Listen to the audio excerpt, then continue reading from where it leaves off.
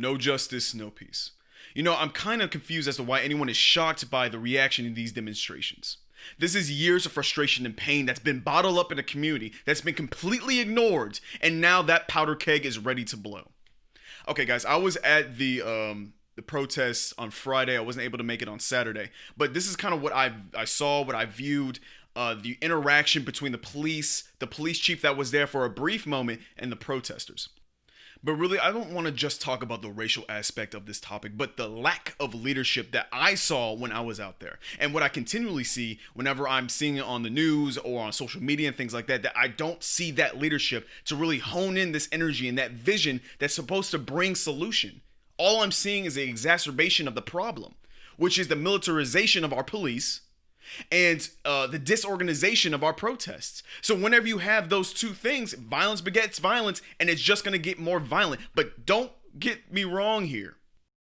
I believe in the rioters just as much as I believe in the protesters. Now, I don't condone the looting. I believe that the looting aspect of this is extremely selfish and opportunistic. But the rioting is that outward reflection of the pain that's coming from this community. I know a lot of people tried not to believe it. And when I say a lot of people, really I'm trying to say is that the conservative side or the right-wing side that continually try to tell us that, you know, we're playing the victim card. That it's not really happening. Even though you don't live in those communities, even though I guarantee you don't talk to these people, that you're trying to tell us that we're being victims, that we're victimizing ourselves.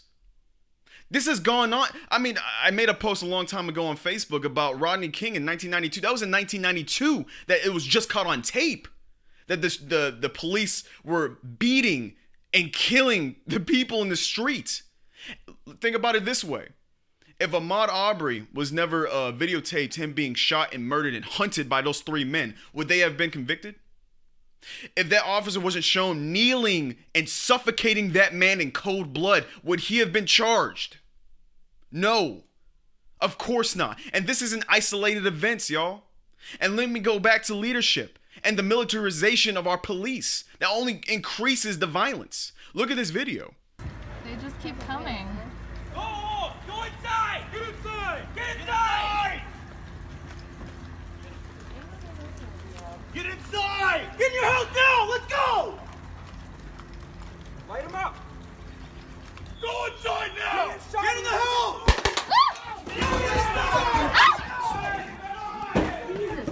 Get in, get in, get in, get in, get in, get in. Get in. Oh, God, that hurt. You good? Are you okay? Protect and serve. Isn't that their motto? All I'm seeing is occupation and bullying of a gang that keeps going down our neighborhoods and shooting right into other people's houses. And then you want us to believe that peaceful protesting is going to work? We kneeled 3 years ago, and y'all blacklisted and demonized Colin Kaepernick. Now all of a sudden, whenever we get too rowdy, it's a bad thing. Y'all, I don't want to sit here and just demonize our police. And I hesitate to say, you know, there's still good cops out there, here's the thing. I don't believe there's any good cops. I believe there's good people. And I want to show you this video, what it looks like when there's good leadership in the community, what our police are supposed to be. Listen, our police are citizens. They're one of us. They were tasked with protecting us. This is the type of leadership that we need. Check this out. Yeah, my man. Pastor Hawkins here. I'm just going to tell you, we want to be with y'all for real. So I took my helmet off and laid the batons down. I want to make this a parade, not a protest. Come on. That's it. You got little ones here, you got dogs, so what's up? So listen, I'm just telling you, these cops love you. That cop over there hugs people, so you tell us what you need to do. Walk with us! Walk with us! Walk with us! Walk with us! Walk with us! Walk with us! Let's walk with us! Let's walk with us!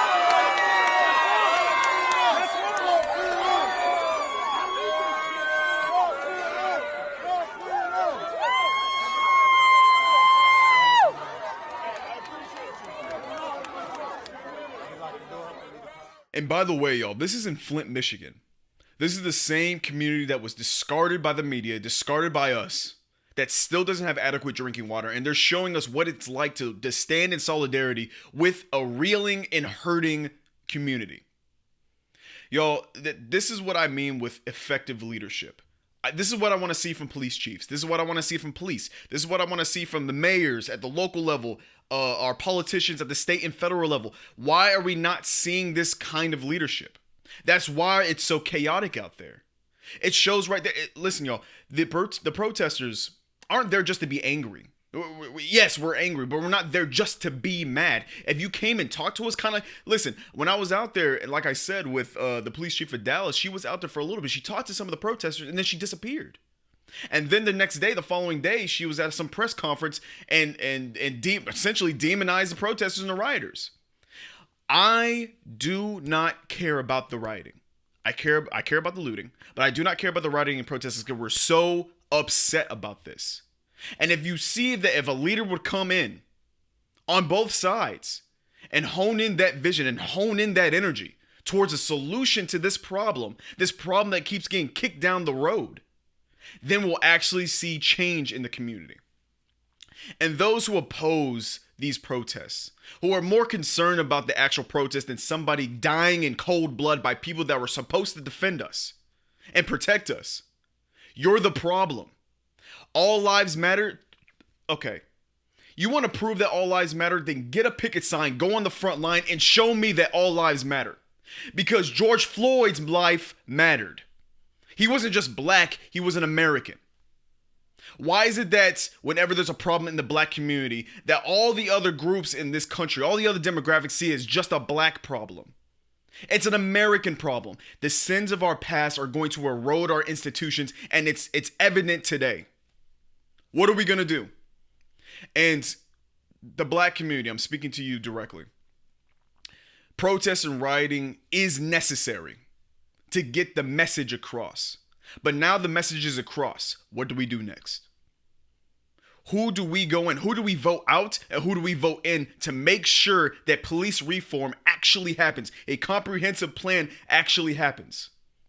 Write up your census. Send it in. Go vote. Use the political system to our advantage. When you don't do that, that's when they don't take our problems seriously.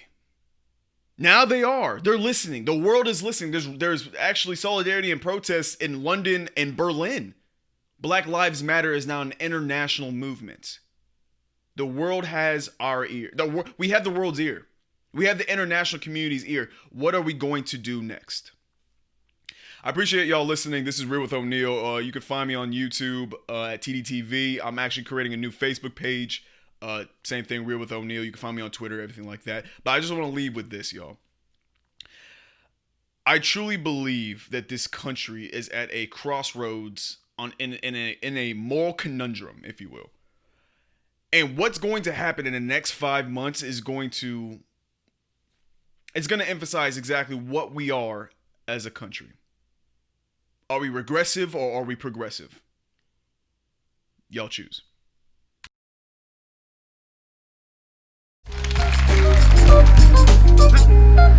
It's real.